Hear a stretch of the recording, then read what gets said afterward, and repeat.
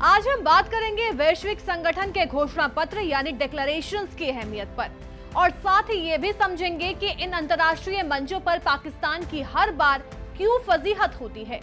आपने अक्सर सुना होगा कि जब भी G7, G20, SCO, Asian, BRICS, APEC, BIMSTEC, Arab league और OIC जैसे बड़े संगठन अपनी बैठकें खत्म करते हैं तो अंत में घोषणा पत्र यानी डिक्लेरेशन जारी किया जाता है।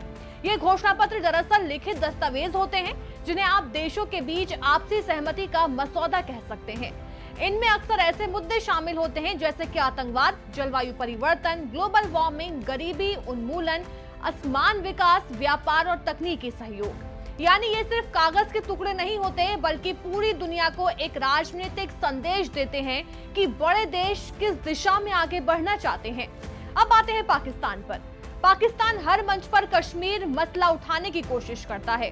1990 के दशक से ही पाकिस्तान UN में इसे अंतर्राष्ट्रीय मुद्दा बनाने की कोशिश कर रहा है, लेकिन हकीकत ये है कि संयुक्त राष्ट्र यानी UN हमेशा इसे भारत पाकिस्तान का मामला कहकर टाल देता है।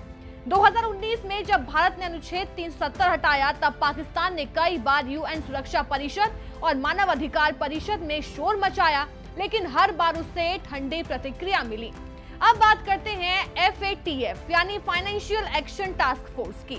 पाकिस्तान पर लगातार आरोप है कि वो आतंकी संगठन को पनाह देता है और उन्हें फंडिंग करता है। 2008 में FATF ने पाकिस्तान को कई बार चेतावनी दी। 2018 से 2022 तक पाकिस्तान ग्रे लिस्ट में रहा। अमेरिका और पश्चिम देशों ने 9/11 के बाद पाकिस्तान को आतंकवाद का सुरक्षित ठिकाना तक कहा। ओसामा बिन लादेन को 2011 में पाकिस्तान के एबटाबाद में मार गिराया गया, जिसने पाकिस्तान की छवि पूरी दुनिया में धूमिल कर दी थी। पाकिस्तान सिर्फ UN में ही नहीं बल्कि SCO, G20 और OIC जैसे मंचों पर भी कश्मीर का मुद्दा उठाता है, लेकिन कई बार भारत से पहले ही अन्य देश उसे रोक देते हैं। यहाँ तक कि इस्लामिक देश जैसे कि सऊदी अरब और UAE भी अब पाकिस्तान का खुलकर समर्थन नहीं करते। यानी कह सकते हैं कि पाकिस्तान ने कश्मीर मुद्दे पर अंतर्राष्ट्रीय समर्थन खो दिया है। भारत भी अब पीछे हटने वाला नहीं है।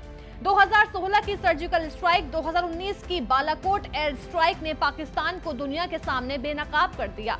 हाल ही में 22 अप्रैल 2025 को हुए पहलगाम आतंकी हमले के बाद जब चीन के किंगडाओ शहर में SCO की रक्षा मंत्रियों की बैठक हुई तो भारत ने साफ कहा अगर घोषणा पत्र में आतंकवाद का जिक्र नहीं है तो उस पर हस्ताक्षर नहीं किए जाएं।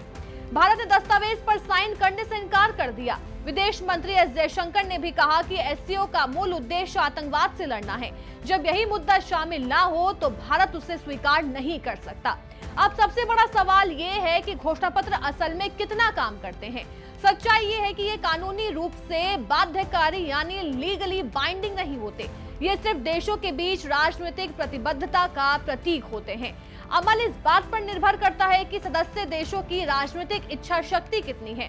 उदाहरण के लिए पेरिस जलवायु समझौता पहले घोषणा पत्र में आया और बाद में औपचारिक संधि बनी। कई बार विकासशील देशों को कर्ज राहत की बात घोषणा पत्र में होती है, लेकिन व्यवहार में कुछ नहीं होता। डोनाल्ड ट्रंप ने अपने कार्यकाल में जलवायु समझौते से पीछे हट गए, WHO से अलग हो गए और ईरान परमाणु समझौते से भी बाहर आ गए। यानी घोषणा पत्र दिशा जरूर दिखाते हैं लेकिन अमल गारंटी शुदा नहीं होता है। पाकिस्तान का मामला साफ है। आतंकवाद पर उसका डबल गेम और कश्मीर पर उसकी जिद ने उसे हर अंतर्राष्ट्रीय मंच पर फजीहत दिलाई है। भारत ने हर बार सख्त रुख अपनाकर पाकिस्तान के नैरेटिव को नाकाम किया है और अब हालात ऐसे हैं कि पाकिस्तान को न सिर्फ UN बल्कि उसके अपने इस्लामिक सहयोगी देश भी खुलकर समर्थन नहीं दे रहे हैं। यही है घोषणा पत्र और पाकिस्तान की अंतर्राष्ट्रीय फजीहत की पूरी कहानी। आपको क्या लगता है, क्या पाकिस्तान कभी अपना रवैया बदलेगा या फिर हमेशा यूं ही बेइज्जती झेलता रहेगा?